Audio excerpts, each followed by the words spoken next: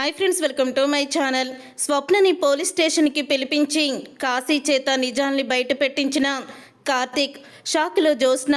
అసలు ఇదంతా ఎలా జరగబోతుందనేది ఈ వీడియోలో తెలుసుకుందాం. పారిజాతం అయితే సరిగ్గా దొరికారే.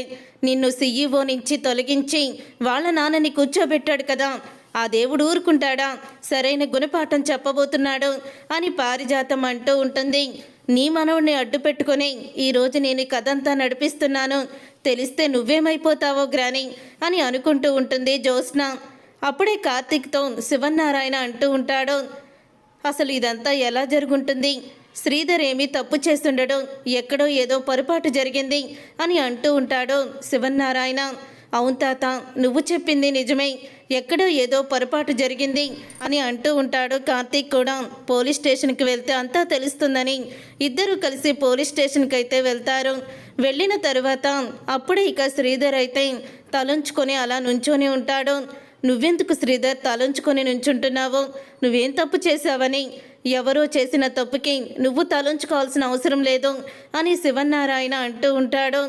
అప్పుడే ఇక శ్రీధర్ అయితే శివన్నారాయణ చేతులు పట్టుకొని, నిజంగా మీరు దేవుడే మావయ్య, ఇప్పటికీ కూడా ఇంత జరిగినా కంపెనీ పరువు పోయినా సరే నా మీద మీరు నమ్మకాన్ని ఉంచారు అని అంటూ ఉంటే, శ్రీధర్ నిన్ను సీఈఓగా చేస్తే ఎంత నమ్మకంగా కార్తీక్ చేస్తుంటాడో, నువ్వు కంపెనీకి మంచి పేరు తెస్తావని కార్తీక్ నిన్ను సీఈఓ సీట్లో కూర్చోబెట్టుంటాడు.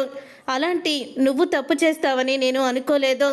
కార్తీక్ ఎవరిని రికమెండేషన్ చేసినా సరే వాళ్ళ మీద నమ్మకంతోనే చేస్తాడు అని అంటూ ఉంటే, ఏంటి ఇన్స్పెక్టర్, అసలు మా అల్లుడే ఇదంతా చేశాడని సాక్ష్యాలు ఏమన్నా ఉన్నాయా అని అడుగుతూ ఉంటే, సార్ మీ కంపెనీ ఫుడ్ తినే అక్కడ చాలామంది కూడా హాస్పిటల్లో ఉన్నారు, అయినా మీకు ఎవరు కంప్లైంట్ ఇచ్చారు ఫుడ్ పాయిజన్ అయిందని అని అడుగుతూ ఉంటే, ఎవరిస్తే మేమెందుకు ఆయన్ని తీసుకొచ్చి పోలీస్ స్టేషన్లో కూర్చోబెడతాం సార్, ఇదిగో వాళ్ళ పిఏనే చెప్పాడు ఫుడ్లో ఏదో రసాయనాలు కలిపి అమ్ముతున్నారని టేస్ట్ రావడానికి, దానివల్లే ఫుడ్ పాయిజన్ అయ్యిందని ఇతనే చెప్పాడు అని అంటూ ఉంటే ఒక్కసారే శ్రీధర్, కార్తీక్, శివన్నారాయణ షాక్ అయిపోతూ ఉంటారు.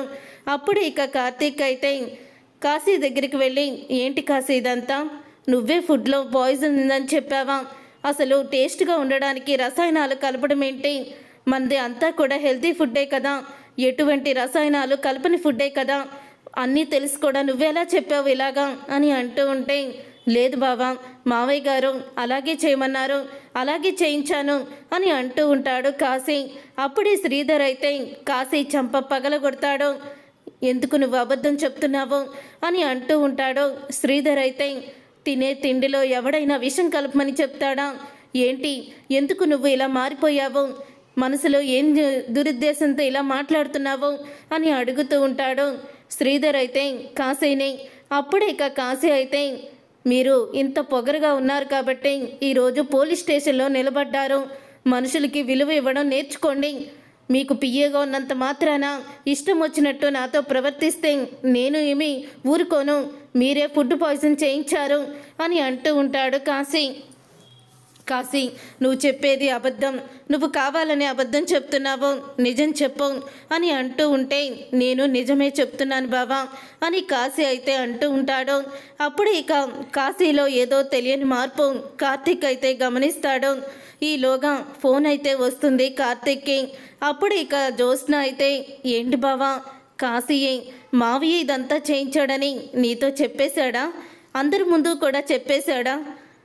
నన్ను తొలగించి సీఈఓ పదవి నుంచి మీ నాన్నని కూర్చోబెట్టావు కదా, ఇప్పుడు మీ నాన్న సీఈఓగా ఉండడం ఎలాగో ఆలోచించుకో, సీఈఓ పదవి నుంచి మీ నాన్న దిగకుండా ఏం చేస్తావో చేసుకో అని అంటూ ఉంటుంది జ్యోత్స్న. అప్పుడు ఇక కార్తీక్కి అర్థమైపోతుంది, కాశీని అడ్డు పెట్టుకొని జ్యోత్స్న ఏదో నాటకం ఆడిందని మొత్తం క్లియర్గా తెలిసిపోతుంది. అప్పుడు ఇక కార్తీక్ అయితే ఇప్పుడు ఏం చెయ్యాలి అని ఆలోచిస్తూ ఉంటాడు. ఇంతలో స్వప్న అయితే ఫోన్ చేస్తుంది. ఏంటన్నయ్య ఇదంతా? ఇప్పుడే నేను యూట్యూబ్లో చూస్తున్నాను, అసలు నాన్నేంటి అరెస్ట్ అవ్వడం ఏంటి అని అంటూ ఉంటే, కాశీయే మన నాన్న ఇదంతా చేయించాడని సాక్ష్యం చెప్పి నాన్న మీద కేసు పెట్టాడు అని అంటూ ఉంటాడు కార్తీక్ అయితే. కాశీ చెప్పాడా అని అంటూ ఆశ్చర్యపోతూ ఉంటుంది స్వప్న. అవునమ్మా, నువ్వు ఒకసారి పోలీస్ స్టేషన్కి రా, పోలీస్ స్టేషన్కి వచ్చాక నువ్వేం చెయ్యాలో నేను చెప్తాను విను అని కార్తీక్ అయితే అంటాడు. సరే అన్నయ్య, నేను ఇప్పుడే వస్తున్నాను అని అంటూ ఉంటుంది స్వప్న. అప్పుడు ఇక స్వప్న అయితే పోలీస్ స్టేషన్కి వస్తుంది. పోలీస్ స్టేషన్కి స్వప్న రావడం చూసి కాశీ అయితే షాక్ అయిపోతూ ఉంటాడు. అప్పుడే స్వప్న శ్రీధర్ దగ్గరికి వెళ్ళి, ఏంటి నాన్న ఇదంతా, అసలు నువ్వెందుకు ఫుడ్ పాయిజన్ అయ్యేలా చేస్తావు, ఎవరు నీ మీద నింద వేసింది అని అంటూ చాలా గట్టిగా అడుగుతూ ఉంటుంది. అప్పుడే కాశీ స్వప్నని చూడంగానే ఇక చాలా భయపడిపోతూ ఉంటాడు.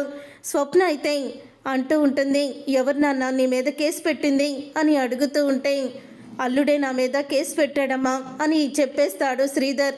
అప్పుడు ఇక స్వప్న కాశీ దగ్గరికి వెళ్ళి, ఏంటి కాశీ, నిజంగానే మా నాన్న ఫుడ్లో పాయిజన్ కలపమని చెప్పారా అని అడుగుతూ ఉంటుంది స్వప్న.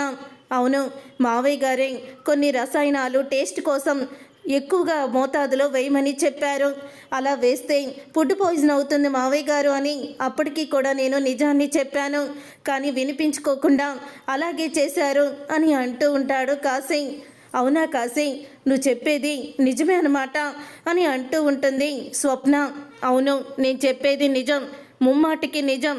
మావయ్య గారు తప్పు చేశారు, ఆయనకి శిక్ష పడాలి అని కాశీ అంటూ ఉంటే అప్పుడు ఇక స్వప్న అయితే ఇక తన చేతిని తల మీద పెట్టుకొని, ఇప్పుడు నిజం చెప్పు, నా మీద ఒట్టేసి నిజం చెప్పు, పొరపాటు ఎక్కడ జరిగింది, మా నాన్నే నిజంగానే ఫుడ్ పాయిజన్ చేయమని చెప్పారా అని అడుగుతుంది స్వప్న అయితే. అప్పుడే కాశీ ఒక్కసారే షాక్ అయిపోతూ ఉంటాడు. ఇక ఒక్కసారే షాక్ అయిపోతూ స్వప్న అని అంటూ ఉంటే, చెప్పు కాశీ, మా నాన్న తప్పు చేశారా, లేకపోతే ఎవరైనా మా నాన్న మీద నింద వేశారా? నువ్వు ఒక్క నిమిషం కూడా ఆలోచించకుండా నిజం చెప్పకపోతే మాత్రం నేను బ్రతికుండను, నేను సూసైడ్ చేసుకుంటాను అని అంటూ ఉంటుంది స్వప్న అయితే.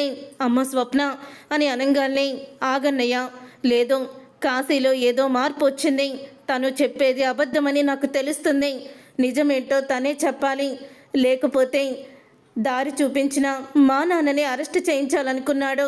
ఉద్యోగం పోయి ఎటు వెళ్ళాలో తెలియని పరిస్థితుల్లో పోలీస్ స్టేషన్లో 4 గోడల మధ్య ఉన్నప్పుడు ఎవ్వరూ కూడా రిలీజ్ చేయడానికి ముందుకు రాలేనప్పుడు మా నాన్నే కాశీని అరెస్ట్ చేయకుండా బయటికి తీసుకొచ్చారు.